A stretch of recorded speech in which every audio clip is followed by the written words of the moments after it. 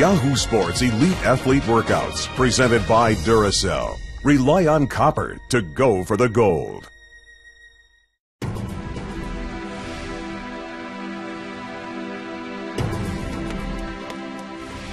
think like the best athletes are people who don't let anything stand in their way. Whether it's stuff on or off the field, whether it's sickness, soreness, whatever it is, you know, like they just don't let anything stand in their way. There's no excuses. I think what makes Michael elite is his focus and consistency. Obviously he has physical tools to work with, but what makes him elite and separates him from the other people is his work ethic. He's not doing the amount of aerobic training that he once was, and the aerobic training burns a lot more calories, but also suppresses a lot more testosterone, so he's not getting as big. Now he's doing a little bit more anaerobic, more power, a little more strength. It's just an isometric hang, really working on strengthening his scapula stabilizers. He's engaging his psoas and his hip flexors there. Throwing in a little bit of explosive ball toss, which we're trying to replicate his underwaters on his butterfly kick. He's holding his arms up high, which is challenging his forearm grip, but he's in close to a streamlined position, causing the power from his hips, which he would do on his walls. All I'm trying to do is have him be able to keep his back, his spine in a neutral position and be able to connect his shoulder to his opposite hip. And that way we're not getting too much sway from his pelvis, just strengthening that area. When we did those explosive jumps, what we try and do here is we're trying to make Michael's walls the best they can be. Optimally, we want him 6 kicks off every wall and exploding up. And so he's going to have tension during all points of contact. So when he's down his lowest point, usually people have a latency period, so there's no resistance. Those bands are pulling him down, so he's still got to fight that. And obviously at the highest point, they're still pulling him down.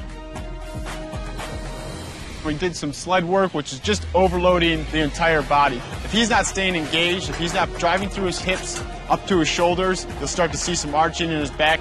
20 steps is what he found close equated to the 200s of the strokes, which Michael does a decent job at, I think. And in the pulling stuff, I think the TRX is a great piece of equipment, but now we can actually load it and do some of those shoulders. Again, we're coming back to strengthening that shoulder blade. So again, how he can use his legs and his hips to keep his shoulders attached to his spine. His body weight is within 2 pounds of what he was in Beijing. He's trimmed down a little bit, so he's a little bit less percent body fat, and he's also increased his lean body mass.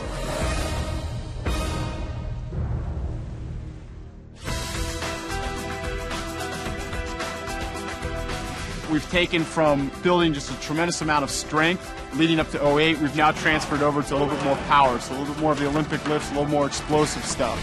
The only thing that keeps me going are just goals. I still have things that I want to accomplish before I leave the sport, and until I accomplish them, I won't feel like my job is done.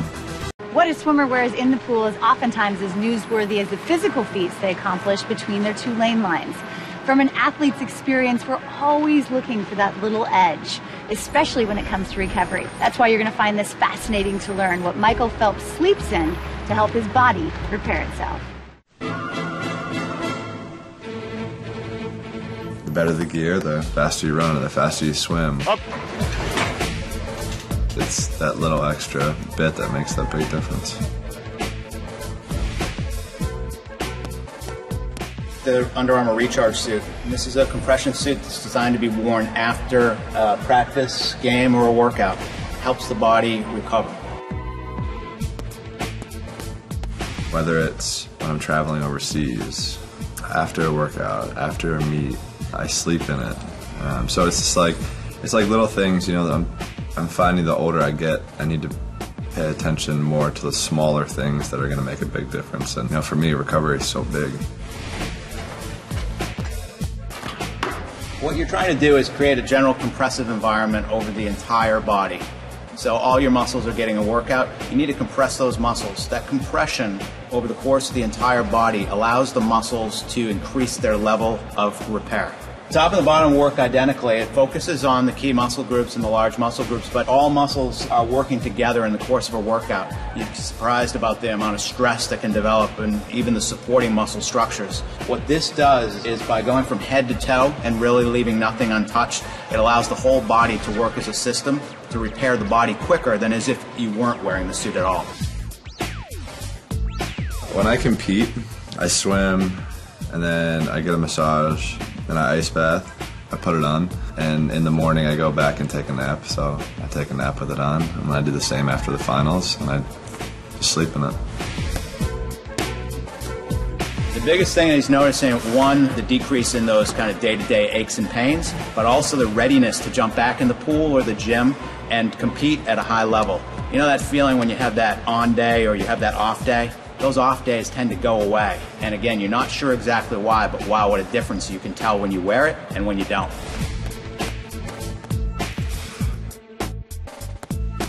It's part of what I do, so it feels normal to me. And it's comfortable, though. That's another thing. So, you know, it helps me sort of be recovered, feel refreshed the next day. And that's something that it's always good on the body, but it's also good in the mind, too.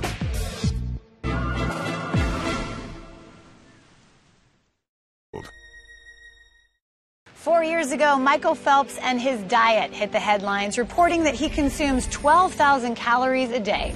This time around, he says he has more muscle and he's eating less. Up. There you go. Good. Come on.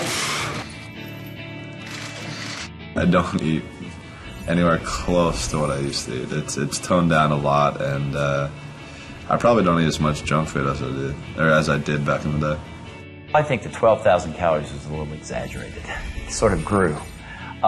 You know, I think that we try to educate him as much as we can about nutrition, but that's a piece of the puzzle that he basically takes care of. If I want something, I eat. If I want this, I eat that. I don't have a specific diet. I'm trying to keep weight on and just maintain weight.